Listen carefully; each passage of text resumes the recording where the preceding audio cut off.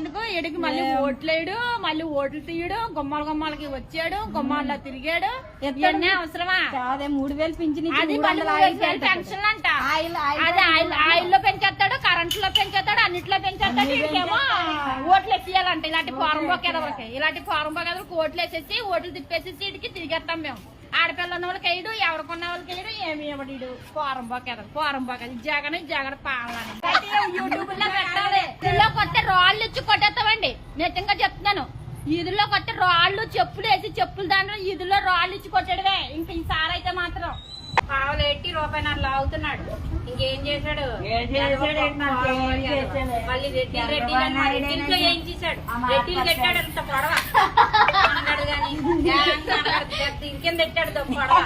ఎచ్చాడు ఎక్కడో కొమరగిని సావమని, ఆ ఉప్పాడ పడితే అందరినీ చచ్చిపోమని ఇల్లు అడుపు అంత పడాలి.